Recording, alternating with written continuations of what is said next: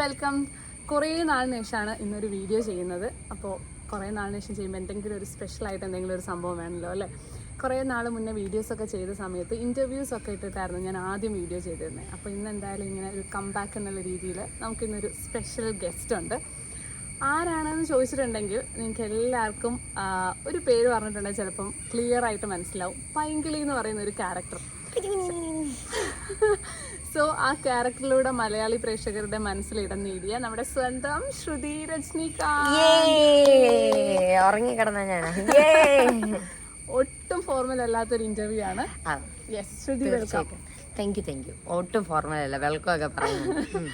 Okay, എനിക്ക് ഒച്ചയില്ല, അത് കാരണം നിങ്ങൾ ഉള്ള ഒച്ചയിൽ സഹിക്കണം. യെസ്, പറയൂ. ഓക്കെ, അപ്പൊ ശ്രുതി നമ്മളിപ്പോ ഓൾമോസ്റ്റ് 2 വർഷമായി അല്ലേ പരിചയപ്പെട്ടിട്ട്. പരിചയപ്പെട്ടു 2 വർഷമായി ഞാൻ പോവാ. സോ ഈ 2 വർഷത്തിനിടയിൽ ഇങ്ങനെ ഇന്റർവ്യൂ എടുക്കാനായിട്ടൊരു ഗ്യാപ്പ് കിട്ടിയിട്ടില്ല, ബിക്കോസ് ഞാൻ നിൽക്കാതെ ഓടിക്കൊണ്ടിരിക്കുകയായിരുന്നു. അതെ, അപ്പൊ ഗ്യാപ്പ് കിട്ടിയപ്പോ ചോദിക്കട്ടെ, എങ്ങനെയാണ് ശ്രുതി ഈ ഒരു ഇൻഡസ്ട്രിയിലേക്ക് വന്നത്, അല്ലെങ്കിൽ ഒരു ലൈം ലൈറ്റ് എന്ന് പറയുന്ന ഈ ഒരു സംഭവത്തിലേക്ക് വന്നത് എങ്ങനെയാണ്? എനിക്ക് ഓർമ്മ വെച്ച കാലം തൊട്ട് ഞാൻ ഈ ഇൻഡസ്ട്രിയുടെ ഭാഗമാണ്. എൻ്റെ അച്ഛന് ഭയങ്കര ഇഷ്ടമാണ് അഭിനയിക്കുന്നത്, കലാപരമായിട്ട് എന്ത് കുന്തം കണ്ടാലും അച്ഛന് ഭയങ്കര ഇഷ്ടമാണ്. അപ്പോൾ അങ്ങനെ അച്ഛൻ എന്നെ ഇങ്ങനെ അഭിനയിപ്പിക്കണം എന്നൊക്കെ വിചാരിച്ചുകൊണ്ടിരുന്ന സമയത്ത് തന്നെ ഉണ്ണിക്കുട്ടൻ എന്ന് പറഞ്ഞൊരു സിറ്റ്കോമാണ്, അതിനകത്ത് ഉണ്ണിക്കുട്ടൻ്റെ ചേച്ചിയായിട്ട് അഭിനയിക്കാൻ എന്നെ വിളിച്ചു. നമ്മുടെ ഒരു കൊച്ചച്ഛനായിരുന്നു അത് പ്രൊഡ്യൂസ് ചെയ്തേക്കുക. അപ്പോൾ അങ്ങനെ വിളിക്കുമല്ലോ നമ്മളെ. അങ്ങനെ വിളിച്ച് അവിടെ ചെന്നപ്പോൾ ഈ ഉണ്ണിക്കുട്ടനായിട്ട് അഭിനയിക്കാൻ വന്ന ആങ്കൊച്ചു മുട്ടൻ കരച്ചിലായിരുന്നു. ഈ വഴക്ക് പറയുമ്പോഴൊക്കെ ശരിക്കും വഴക്ക് പറയുന്നതെന്ന് വെച്ചിട്ട് അങ്ങനെ എൻ്റെ അമ്മ മേക്കപ്പ് ആർട്ടിസ്റ്റ്. അപ്പോൾ അമ്മ അപ്പം തന്നെ എൻ്റെ മുടിയൊക്കെ വെട്ടി ബോബ് ചെയ്ത് അങ്ങനെ ഉണ്ണിക്കുട്ടനാക്കി. അവിടുന്ന് അഗസ്റ്റിൻ അങ്കിള് കണ്ട് സൂര്യ TV-യിൽ ആൺകുട്ടീനെ നോക്കുന്നുണ്ടായിരുന്നു. അന്ന് ഇത്രയും ആർട്ടിസ്റ്റുകളൊന്നുമില്ല, പിള്ളേരൊന്നും അത്ര ഇറങ്ങില്ല. അങ്ങനെ അതിൽ അഭിനയിച്ചു. അങ്ങനെ അവിടുന്ന് ഒരു 5-6 സീരിയലും 2 സിനിമയ്ക്ക് ഡബ് ചെയ്യുകയൊക്കെ ചെയ്തു. പിന്നെ പഠിത്തം ഉറപ്പിയപ്പം നിർത്തി. അത് കഴിഞ്ഞ് പിന്നെ ഒരു 7 വർഷത്തോളം ഞാൻ ഓഡീഷനുകൾ മൊത്തം കൊടുത്തു, ഒന്നും നടന്നില്ല. എന്നിട്ട് ഞാൻ പിന്നെ പഠിത്തത്തിൽ കോൺസെൻട്രേറ്റ് ചെയ്തപ്പം മറ്റേ വന്നിട്ട് ഉറങ്ങിക്കിടന്നതിനെ വിളിച്ച് ബാ എന്നെ വിളിക്കുന്ന പോലെയാണ് ചക്കപ്പഴം ഇൻസ്റ്റഗ്രാം വഴി വന്നത്. ഓക്കെ, ചക്കപ്പഴം ഓൾമോസ്റ്റ് എത്ര വർഷം? ഒരു 4 വർഷം ചെയ്തല്ലേ? ഓക്കെ, ഇപ്പൊ ആളുകള് കാണുമ്പോഴും തിരിച്ചറിയുമ്പോഴൊക്കെ ഇപ്പൊ സിനിമകൾ ചെയ്തിട്ടുണ്ടെങ്കിലും കൂടുതലായിട്ടും ചക്കപ്പഴം തന്നെ. ഇപ്പം കുറെയൊക്കെ പേര് പത്മ സിനിമ കണ്ടിട്ട് എന്ന് വെച്ചാൽ പത്മ തിയേറ്ററിൽ അത്രയും ഇതല്ല, OTT-ലായിരുന്നു. അപ്പം അത്രയും ഇല്ലായിരുന്നെങ്കിലും ഇപ്പൊ കുറെ പേര്, ഇപ്പൊ ഈ അടുത്തും 2 ദിവസം മുന്നേ പോയപ്പോഴും ഞാൻ ചക്കപ്പഴത്തിൽ നിന്നാണ് എന്നെ റെക്കഗ്നൈസ് ചെയ്ത്. അതിപ്പോ എനിക്ക് ഭയങ്കര ഫെമിലിയർ ആയി. അപ്പൊ അങ്ങനെ വന്നപ്പോഴത്തേക്കും പറഞ്ഞു പത്മ കണ്ടിരുന്നു എന്ന് പറഞ്ഞു. അപ്പം ഞാൻ പറഞ്ഞു പത്മേന്നോ? ഓക്കെ. അപ്പം പത്മയിലും ഈ 2 എന്നെ ഭയങ്കരമായിട്ട് നോട്ടീസ് ചെയ്യുന്നവരുണ്ട്. സിനിമയാണോ ശ്രുതിയുടെ ഒരു അൾട്ടിമേറ്റ് ഡ്രീം? അൾട്ടിമേറ്റ് ഡ്രീം എന്ന് ചോദിച്ചാൽ അങ്ങനെ ഇന്നതൊന്നൊന്നുമില്ല. പക്ഷെ സിനിമ നല്ല ക്യാരക്ടറുകൾ ചെയ്യണം എന്ന് ഭയങ്കര ആഗ്രഹമുള്ള ഒരാളാണ്. പക്ഷെ അതെൻ്റെ ഒരു ഡ്രീം ആണോ എന്ന് ചോദിച്ചാൽ അങ്ങനെയല്ല. എന്ന് വെച്ചാൽ ഡ്രീം എന്നൊക്കെ പറഞ്ഞാൽ നമ്മൾ ഭയങ്കരമായിട്ട് വിചാരിച്ചു കഴിഞ്ഞ് കഴിഞ്ഞാൽ കിട്ടിയില്ലെങ്കിൽ നമുക്ക് വിഷമമാകും, അങ്ങനത്തെ ഇതൊക്കെ അങ്ങനെ ആയിരുന്നു. പക്ഷെ പിന്നീട് ഞാൻ അത് തന്നെ മാറ്റിയെടുത്തു. ബിക്കോസ് ഒന്നല്ലല്ലോ നമ്മളാക്കുന്നത്. അപ്പം എനിക്കിങ്ങനെ പല തട്ടിൽ എനിക്ക് കുറേ സ്വപ്നങ്ങളുണ്ട്. അപ്പോൾ ഇതിനല്ല ഇപ്പം സിനിമയെന്ന് പറഞ്ഞാൽ ഞാൻ സിനിമ ചെയ്തിട്ടുണ്ട്. ഇപ്പം ഞാൻ ചെയ്തിട്ടില്ലേ കൂടെയും എനിക്ക് ഓൾമോസ്റ്റ് ഇപ്പോൾ ടോപ്പിൽ നിൽക്കുന്ന ഓൾമോസ്റ്റ് എല്ലാവരെയും പേഴ്സണലി പരിചയമായി. അപ്പോൾ അതൊക്കെ വരുമ്പം ഒരു സ്ക്രീനിൽ വരുന്നത് പോലെ തന്നെ ബ്ലെസ്സിങ് ആണ് അവരെയൊക്കെ അറിയാവുന്നത്. അപ്പോൾ അതുകൊണ്ട് സിനിമ ചെയ്യണം എന്ന് ആഗ്രഹമില്ല എന്നല്ല, നല്ല സിനിമകൾ ചെയ്യണം എന്നും ക്യാരക്ടർ ചെയ്യണം എന്ന് ആഗ്രഹമുണ്ട്. അത് വരുമ്പോൾ വരട്ടെ എന്നുള്ള രീതിയിലാണ് നിൽക്കുന്നത്. പിന്നെ ഇപ്പോഴത്തെ ഒരെണ്ണം എന്ന് പറഞ്ഞാൽ നമുക്ക് കുറേ വർക്കുകളും അങ്ങനത്തെ പരിപാടികളൊക്കെ ഉണ്ട്. അപ്പോൾ അതൊക്കെ ഒന്ന് ഇതായി എനിക്കൊരു ഇൻഡിപെൻഡൻസി വേണം. അതാണ് എൻ്റെ അൾട്ടിമേറ്റ് ഡ്രീം. അതിൻ്റെ കൂട്ടത്തിൽ ഈ പറയുന്ന പോലെ നമ്മളെ റെക്കഗ്നൈസ് ചെയ്യുന്ന ഒരു പ്രൊഫഷനിലേക്ക് എത്തണം. എന്നാലും സിനിമ തന്നെയാണ്. എന്തെങ്കിലും ഉണ്ടോ ഇങ്ങനെ ഒരു ക്യാരക്ടർ ചെയ്യണം, അല്ലെങ്കിൽ ഏതെങ്കിലും ഒരു ക്യാരക്ടർ ഉണ്ടപ്പോൾ ഇത് ചെയ്താൽ കൊള്ളായിരുന്നു? കുഞ്ഞിലേ ഉണ്ടായിരുന്നു മണിച്ചിത്രത്തഴി കണ്ടപ്പോൾ ശോഭനയുടെ. എന്ന് വെച്ചാൽ ഞാൻ ഡാൻസറാണ്. അപ്പം എനിക്ക് ശോഭനേനെ ഭയങ്കര ഇഷ്ടമാണ്. അപ്പം അത് കാണുമ്പോൾ പിന്നെ സാഗര സംഗമം എന്ന് പറഞ്ഞ കമലഹാസന്റെ പടമുണ്ട്. അതിനകത്ത് കമലഹാസൻ ചെയ്ത ക്യാരക്ടർ എനിക്ക് ഭയങ്കര ഇഷ്ടമായിരുന്നു. അപ്പം അങ്ങനെ കുഞ്ഞിലെ എങ്ങനെ ഉണ്ടായിരുന്നു. കുറച്ച് കഴിഞ്ഞപ്പോൾ മനസ്സിലാക്കി ഇവർക്കൊക്കെ കഴിവുള്ള ആർട്ടിസ്റ്റുകളാണ്, നമ്മളൊക്കെ കൃത്യമാക്കി എഴുതില്ലാന്ന്. പക്ഷെ എങ്കിൽ കൂടെയും എനിക്ക് ഇന്ന ക്യാരക്ടർ ചെയ്യണം എന്നില്ല, അങ്ങനെ ഒരു സാധനമില്ല. ഞാൻ ഭയങ്കര വേഴ്സറ്റൈലാണ് എൻ്റെ ക്യാരക്ടർ പൊതുവെ. അപ്പം എനിക്കിപ്പം ഇപ്പം നമ്മൾ പറയും, ഇപ്പം നമ്മളൊരു സെലിബ്രിറ്റി ആയിട്ട് ജീവിച്ചിട്ട് എല്ലാവരും പറയും അയ്യോ നമുക്കിനി ലൈം ലൈറ്റ് ഇല്ലാതെ പോകാൻ. എനിക്ക് അങ്ങനത്തെ ബുദ്ധിമുട്ടുകളൊന്നും ഇല്ല. ഞാൻ നോർമലി രീതിയിലാണ് ഞാൻ സെലിബ്രിറ്റി ആയിട്ടുള്ളപ്പോഴും അങ്ങനെ തന്നെയാണ് നടക്കുന്നത്. ഞാൻ അതൊക്കെ പോയി മറ്റേ സൂപ്പർ മാർക്കറ്റിൽ പോയി അടിയിട്ടിട്ട് ഒരു പച്ചക്കറി വാങ്ങുന്നത് ഇതൊക്കെ എനിക്ക് എൻ്റെ ഡെയിലി ഹാബിറ്റ്സ് ആണ്. അപ്പോൾ അതുകൊണ്ട് അങ്ങനത്തെ പ്രശ്നങ്ങളൊന്നും വരില്ല. അപ്പോൾ എന്നെ സംബന്ധിച്ച് നല്ല റോളുകൾ ചെയ്യണമെന്നുണ്ട്. അതായത് നമ്മുടെ ജഗതി ചേട്ടനും കൽപ്പന മാമും ഒക്കെ ചെയ്ത അതാ ഇപ്പം നാളെ ഇപ്പം എൻ്റെ ഒരു അനിയൻ്റെ ഒക്കെ ജനറേഷൻ വരുമ്പോഴും ഇന്നയാളുടെ ആ സിനിമ എന്ന് പറയുന്ന പോലത്തെ ക്യാരക്ടേഴ്സ് ചെയ്യണം എന്നുണ്ട്. ഇന്നതൊന്നൊന്നുമില്ല, കോമഡി എങ്കിൽ കോമഡി, ട്രാജഡി എങ്കിൽ ട്രാജഡി, അതൊന്നും എനിക്ക് വിഷയമില്ല. ഓക്കെ. ശരിക്കും ശ്രുതി എന്ന് പറയുന്ന ഒരു പേഴ്സൺ എങ്ങനെയാണ്? ഞാൻ ശരിക്കും തന്നെ പരിചയപ്പെട്ടപ്പം ഭയങ്കര ഒരു ജാടക്കാരി. അയ്യോ ഞാൻ ഭയങ്കര ശരിക്കും പരിചയപ്പെടുന്നതിന് മുന്നേ കണ്ടപ്പോ സംസാരിക്കുന്നതിന് മുന്നേ കണ്ടപ്പോ എനിക്ക് ഫസ്റ്റ് നമുക്കൊരാളെ കാണുമ്പോൾ ഒരു ഫസ്റ്റ് ഇംപ്രഷൻ ഉണ്ടാവുമല്ലോ. ഇപ്പൊ അറിയില്ല, എന്നെ കാണുമ്പോ എന്താണ് ഫീൽ എന്ന് എനിക്ക് അറിയില്ല വേറൊരാൾ കാണുമ്പോൾ. പക്ഷെ തന്നെ കണ്ടപ്പോ എന്റെ മനസ്സിലായത് മുട്ടൻ ജാട ടീമായിരിക്കും എന്ന് കരുതി. ഞാൻ അങ്ങ് വന്ന് സംസാരിച്ചിട്ടുണ്ടായിരുന്നില്ല. എനിക്കൊന്ന് ലിഫ്റ്റിന്റെ അടുത്തുനിന്ന് എന്തോ ആണ് നമ്മൾ കാണുന്നത്. പിന്നെ നമ്മൾ അടുത്തടുത്ത് ഒരേ ഫ്ലോറിൽ നമ്മൾ താമസിക്കും, ഡെയിലി കാണുന്നു. സംസാരിച്ച് തുടങ്ങിയപ്പോൾ അയ്യോ ഇത്രയും ഒരു പാവം കുട്ടിയാണോ എന്ന്. എന്താ പറയുക, എനിക്ക് എന്താണെന്നറിയാമോ, ഞാൻ എക്സ്ട്രോവേർട്ട് ആണോ എന്ന് ചോദിച്ചാൽ എക്സ്ട്രോവേർട്ട് ആണ്. കാരണം ഇപ്പൊ എൻ്റെ അടുക്കൽ സംസാരിക്കാനായിട്ട് ഇപ്പൊ എന്നെ കാണാൻ വേണ്ടിയിട്ട് വരാന്ന് പറഞ്ഞാൽ ഞാൻ നന്നായിട്ട് സംസാരിക്കാം അവരുടെ അടുക്കൽ. എനിക്ക് യാതൊരു ബുദ്ധിമുട്ടും ഇങ്ങനെയില്ല. പക്ഷേ എനിക്കൊരു ഹെഡിങ് പ്രോബ്ലം ഉണ്ട്. എന്ന് വെച്ചാൽ ഞാൻ എനിക്ക് ഒരാളെ ഡിസ്റ്റർബ് ചെയ്യുന്നത് പൊതുവേ ഇഷ്ടമുള്ള കാര്യമല്ല. അത് കാരണം എനിക്കിത് കോളേജിൽ നിന്നേ കിട്ടുന്ന സാധനമാണ്. ഞാൻ കോളേജ് ജോയിൻ ചെയ്തപ്പോഴും വിചാരിച്ചത് ഞാൻ വയനാടാണ് പഠിച്ചത്. അപ്പം നമ്മൾ ഇവിടുന്ന് പോകുമ്പോൾ അവരെ സംബന്ധിച്ച് നമ്മൾ സിറ്റിയിലുള്ള പിള്ളേരാണ്. അപ്പം ഭയങ്കര ജാടയായിരിക്കും അങ്ങനെ ഇങ്ങനെ. പക്ഷെ സംസാരിച്ച് കഴിഞ്ഞപ്പോൾ ഇതുങ്ങളൊക്കെ ഇപ്പം എൻ്റെ തലയിലാണ്. അതുപോലെയാണ് ഞാൻ കോയമ്പത്തൂർ ചെന്നപ്പോൾ സത്യം ആ കൂതറതരം സംസാരിച്ച് കഴിയുമ്പോൾ അവർക്ക് മനസ്സിലാവും. അത് കഴിയുമ്പോൾ ഞാൻ ആലോചിക്കും ജാടയിട്ട് അങ്ങ് നിന്നാതെയായിരുന്നു എന്നും പറഞ്ഞ് വെളിയില്ലാണ്ടാകുമ്പോഴേ. പക്ഷെ എങ്കിൽ കൂടെയും എനിക്ക് അങ്ങനെ ഒരു സാധനം ഉണ്ട്. പക്ഷെ സംസാരിച്ച് തുടങ്ങിക്കഴിഞ്ഞാൽ ഭയങ്കര ഇതാണ്. അല്ലാതെ നമുക്ക് ഒരിടത്ത് പോയി എനിക്കിങ്ങനെ ഒരു പരിചയമില്ലാത്തവരെ ഒന്നും ഇങ്ങനെ ചിരിച്ചു കാണിച്ചാൽ അങ്ങനെ ഭയങ്കര സ്നേഹം അഭിനയിച്ച് കാണിക്കാനൊന്നും അറിയില്ല. പക്ഷെ ഞാൻ സംസാരിച്ചു തുടങ്ങി എനിക്ക് ഇഷ്ടപ്പെട്ടു കഴിഞ്ഞാൽ ഞാൻ ഭയങ്കര കാര്യമായിട്ട് തന്നെ ആയിരിക്കും നിൽക്കുക. അത് പൊതുവെ എൻ്റെ മോന്തയുടെ കുഴപ്പമാണെന്ന് നോക്കാം. ജന്മന ഉള്ളതാ. എൻ്റെ അമ്മേനെ കണ്ടാലും ആ ഒരു ലുക്ക് തോന്നും. പക്ഷെ അമ്മയും ഭയങ്കര പവ. അമ്മേനെ കണ്ടു കഴിഞ്ഞാലും ചേച്ചിക്ക് ഈ സെയിം സാധനം തോന്നും. എന്നുവെച്ചാൽ ഭയങ്കര ജാട, ഭയങ്കര അഹങ്കാരാന്നൊക്കെ തോന്നും. പക്ഷെ അമ്മയും പറഞ്ഞ പോലെ ഭയങ്കര തിരിച്ചാണെങ്കിലാണ് നമ്മൾ പേടിക്കേണ്ടതായിട്ടിരിക്കുന്നത്. ഫാമിലിയെ കുറിച്ച് പറയും. ഫാമിലി അമ്മ, അച്ഛൻ, അനിയനാണുള്ളത്. എല്ലാവരും ഭയങ്കര സപ്പോർട്ടീവാണ്. എല്ലാവരും കലാപരമായി അങ്ങ് മുഴുകി കിടക്കുന്ന ആൾക്കാരാണ്. അമ്മ ഇപ്പം മേക്കപ്പ് ആർട്ടിസ്റ്റാണ്. അമ്മ അല്ലാതെ വീണ പഠിക്കുന്നുണ്ട്, തിരുവാതിര കളിക്കും, അങ്ങനെ ഇങ്ങനെ അമ്മ ആ പരിപാടിയായിട്ട് നടക്കുകയാണ്. അച്ഛൻ ബിസിനസ്സാണ്. കേരള വിഷൻ്റെ ഫ്രാഞ്ചൈസി നമുക്കുണ്ട്. പിന്നെ അല്ലാതെ അച്ഛൻ ഇങ്ങനെ ഓരോ പരിപാടികൾ ഈ പറയുന്ന പോലെ സ്റ്റേജ് കിട്ടിയ മൈക്ക് എടുക്കും, പാട്ട് പാടും, അങ്ങനത്തെ പരിപാടികളൊക്കെയാണ്. പിന്നെ അനിയൻ ഈ പറഞ്ഞ പോലെ പാട്ട് പാടും, എല്ലാ ഓർക്കസ്ട്രയും എല്ലാം വായിക്കും.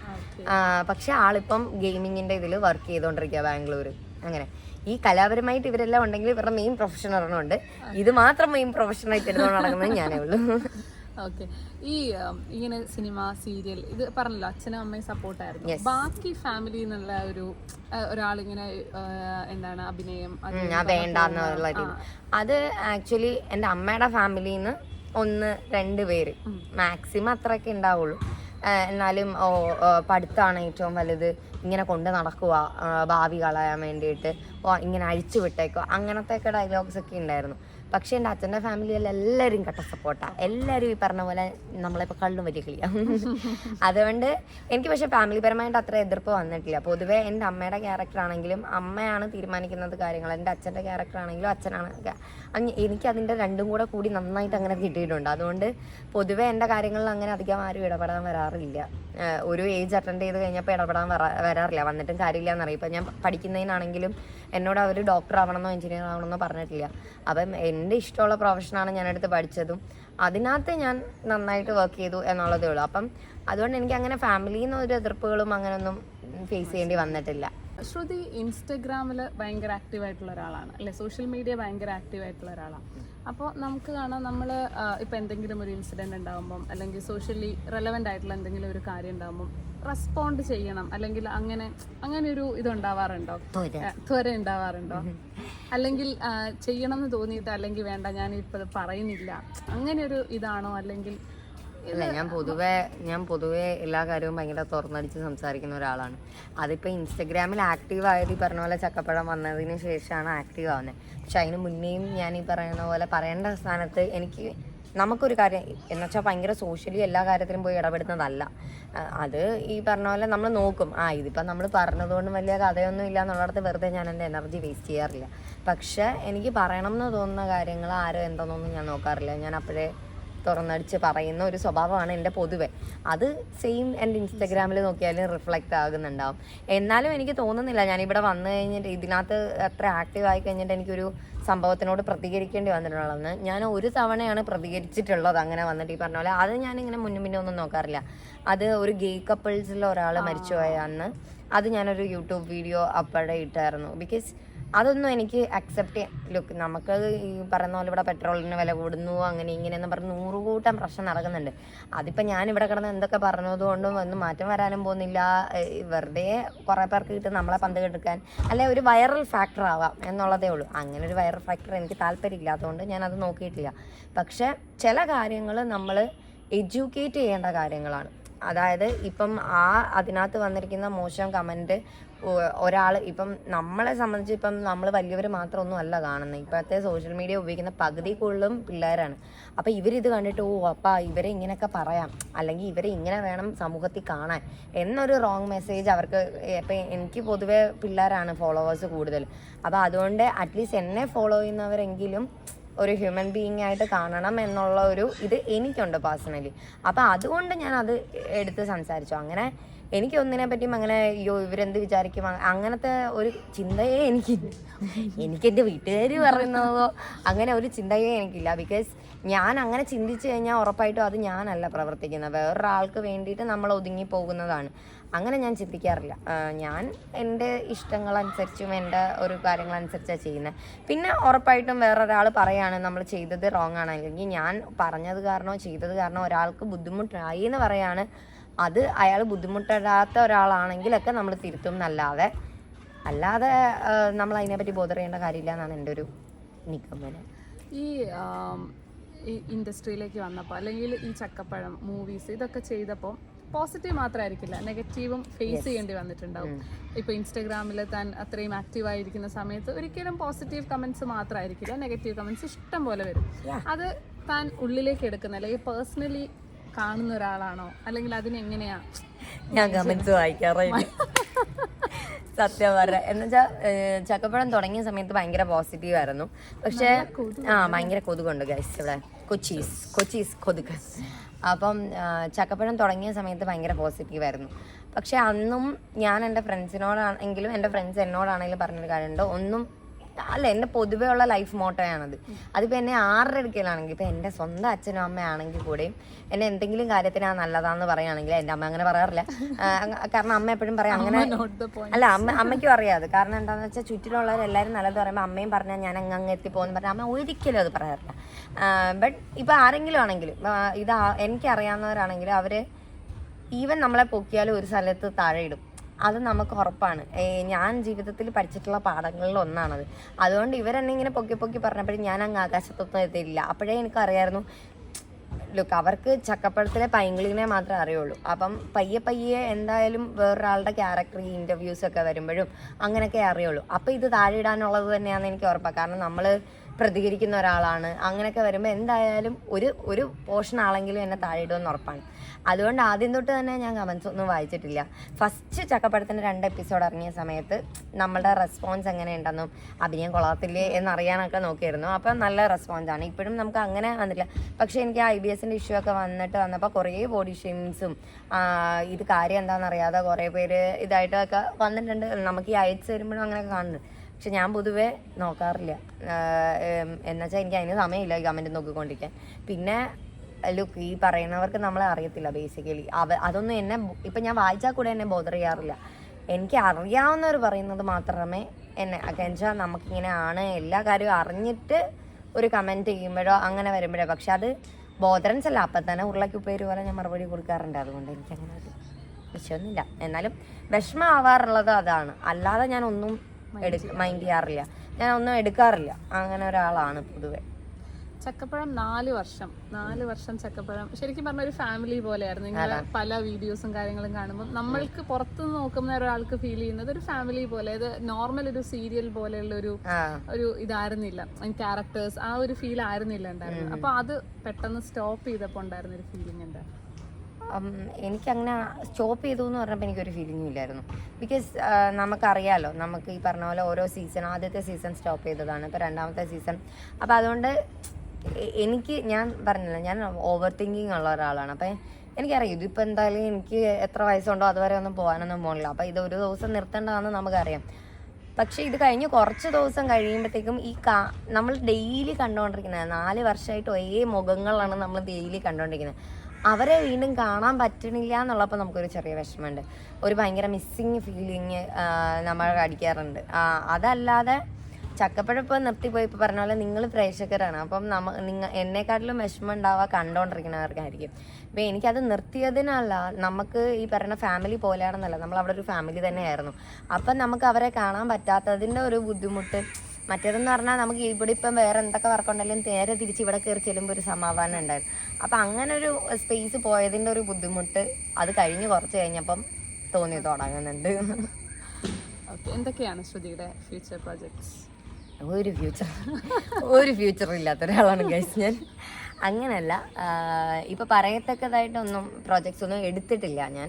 എനിക്ക് സീരിയൽസ് വന്നിരുന്നു ഞാൻ, പക്ഷേ ഒരു ബ്രീത്തിങ് സ്പേസ് എടുത്തിരിക്കുകയാണ്. കാരണം ഈ പറഞ്ഞ പോലെ 4 വർഷം എന്ന് പറഞ്ഞാൽ ഈസി ഒന്നുമല്ല. നമ്മൾ കണ്ടിന്യൂസ് ഷൂട്ട് തന്നെയാണ്. ഇപ്പോൾ അറിയാമല്ലോ, ഞാൻ അത് ഇൻഫ്ലുവൻസിങ് ചെയ്യുന്നുണ്ട്, മോഡലിങ് ചെയ്യുന്നുണ്ട്.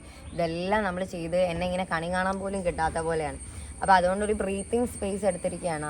ആദ്യം നമുക്കൊന്ന് ഇരുന്ന് ഒന്ന് ശ്വാസമൊക്കെ എടുത്ത് എല്ലാം ഒന്ന് എൻജോയ് ചെയ്തിട്ട് അടുത്തതിലേക്ക് പോകാമെന്നുള്ള രീതിയിലാണ് നിൽക്കുന്നത്. അതാണ് ഇപ്പം. അല്ലാതെ ഞാൻ പ്രൊജക്ട്സ് ഒന്നും ഇപ്പോൾ കമ്മിറ്റ് ചെയ്തിട്ടില്ല. No projects. ഓക്കെ, അപ്പോൾ ശ്രുതി 2 വർഷത്തിന് ശേഷം ഇവിടുന്ന് വേറൊരു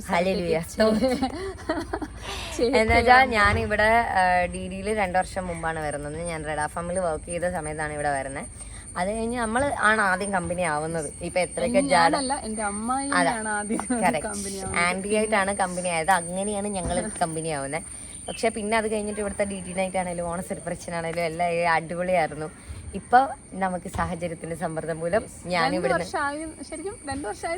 ഇന്നലെയാണ് എനിക്ക് മനസ്സിലായത് 2 വർഷമായിന്ന്. അപ്പം ഞാൻ ഇവിടുന്ന് DDന്ന് മൂവ് ചെയ്യാണ്, ഞാൻ വേറൊരിടത്തോട്ട് മാറുകയാണ്. അപ്പം 2 വർഷത്തെ ജേണി ഇവിടെ അവസാനിക്കുകയാണ്. എന്നുവെച്ചാൽ ഇവിടുത്തെ ഞങ്ങൾ ഇനിയും കോണ്ടാക്ട് ഉണ്ടാവും. ഞാൻ പറഞ്ഞിട്ടുണ്ട് DD നൈറ്റുള്ളപ്പോൾ ഞാൻ അപ്പം ഇങ്ങനെ പോരുമെന്നും പറഞ്ഞിട്ട് ഞങ്ങൾ ഇനിയും കോണ്ടാക്ട് ഉണ്ടാവും.